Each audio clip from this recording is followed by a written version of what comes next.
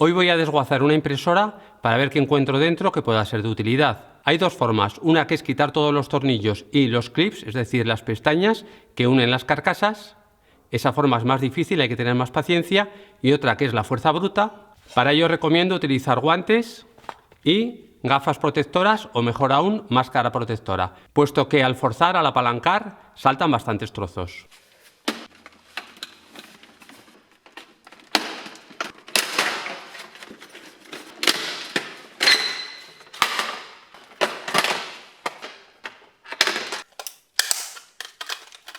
Hay que tener bastante paciencia para desmontarla sin romperla.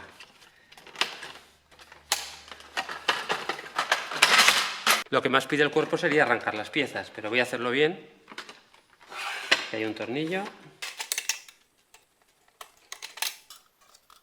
Estos zapatos tan sucios son para trabajar, no los llevo en la calle.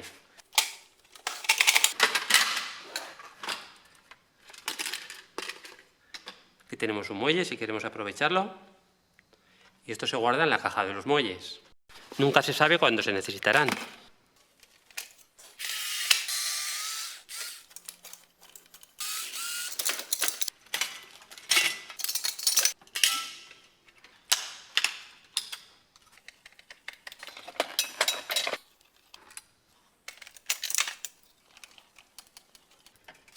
Las planchas metálicas pues también se les puede dar un uso, como soportes, por ejemplo. Estos son núcleos de ferrita. Y aquí tenemos la fuente de alimentación. Aquí tiene un clip. Bueno, aquí tenemos una serie de engranajes. A ver si puedo quitar el carro con los cartuchos de tinta de forma limpia. O sea, sin arrancarlo y sin mancharme. Por lo menos sin mancharme mucho. Vamos a hacer un poco el bestia, que ya me estoy cansando. Un muellecito para la caja.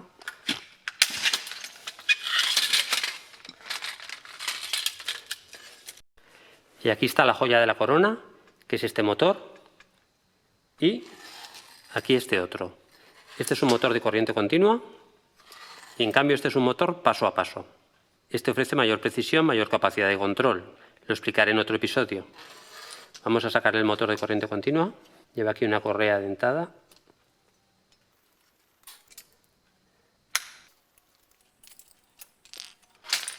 Y aquí lo tenemos. Vamos a guardar los tornillos.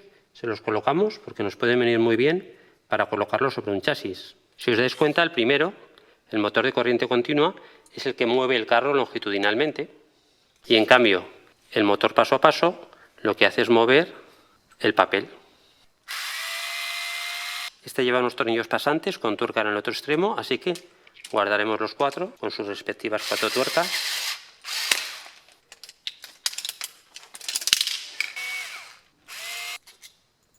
Saco esta correa, lleva una correa dentada que pasa por el piñón del motor. Y esto es un núcleo de ferrita. Por tanto, tenemos aquí ya el motor paso a paso, con su eje y el piñón, y los 4 tornillos pasantes con sus respectivas tuercas. Y por otro lado, este magnífico motor de corriente continua. Observad que tiene 2 polos, 2 terminales, rojo positivo, negro negativo. Voy a conectarlo ahora a esta batería de 12 voltios. Si invierto la polaridad, pues girará al revés, como ocurre en los motores de corriente continua. Voy a colocar esta correa dentada en el piñón, pongo para que deslice este destornillador, a ver si funciona. Ahí la tenemos girando.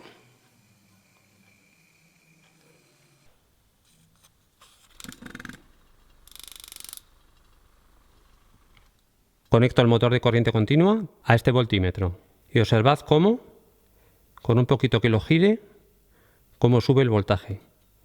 Pasa a los 5 voltios, con lo que probablemente este motor sea de 12 voltios. En esta otra impresora he conectado unas pinzas de cocodrilo a los terminales del motor de corriente continua y observad cómo al mover el carro se enciende la bombilla, tal y como vimos en el episodio de cómo hacer una dinamo con un motor de corriente continua. Y este en cambio es un motor paso a paso. Observad que tiene 4 terminales, es más complejo de manejar, no se le puede hacer girar conectándolo directamente a una pila, Hay que controlarlo con unos circuitos que lo veremos más adelante en otro episodio. Voy a conectar estos dos terminales al voltímetro a ver qué ocurre. La corriente que produce es alterna. Por eso, prácticamente la aguja no se mueve, puesto que está continuamente moviéndose a la derecha y a la izquierda. Se mueve más si lo movemos muy despacito que si lo movemos rápido, puesto que si lo movemos rápido genera muchos ciclos en un sentido y en otro. Voy a poner un diodo,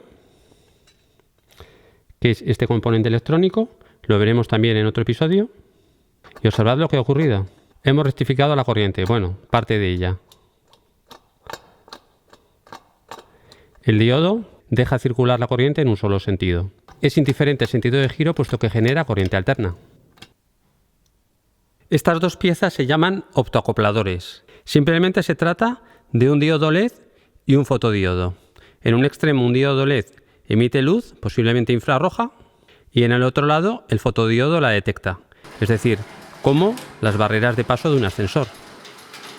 El disco tiene pintadas unas rayitas muy finas, de forma que el optoacoplador es capaz de detectar cada una de ellas, es decir, cada vez que pasa una de ellas da una señal. Y esto le permite controlar la posición del rodillo. He obtenido también barras y varillas de acero, nos pueden venir bien para algún proyecto.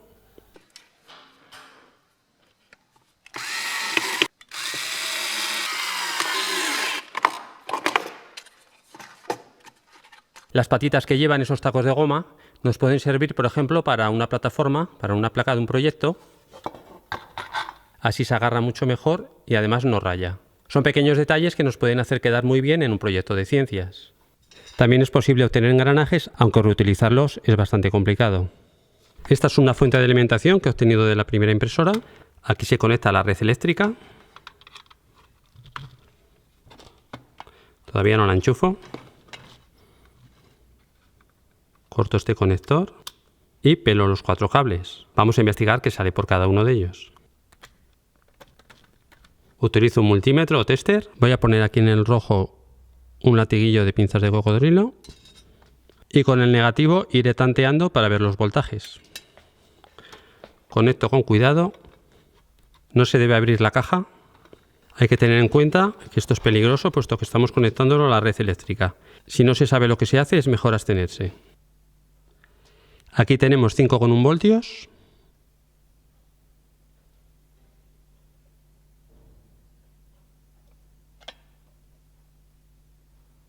Y en los otros dos cerca de 43. Podemos hacer un slider, que es una especie de traveling para una cámara de vídeo. El problema es que para que el motor se mueva despacio, si bajamos la tensión, pierde mucha fuerza. Necesitamos, por tanto, un circuito que mande impulsos para que el motor se mueva despacio, pero tenga fuerza.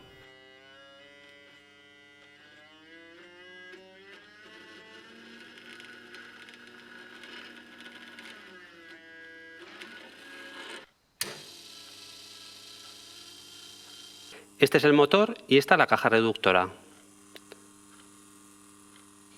Estos son núcleos de ferrita. Observad cómo los atrae el imán. Se colocan alrededor de los cables y sirven para limitar las interferencias de alta frecuencia. Es lo mismo que lo que hay dentro de estos tacos de los cables USB o de este cable de un monitor. Dentro hay un núcleo de ferrita que rodea los cables. Espero que os haya gustado. Nos vemos los lunes en CienciaBit.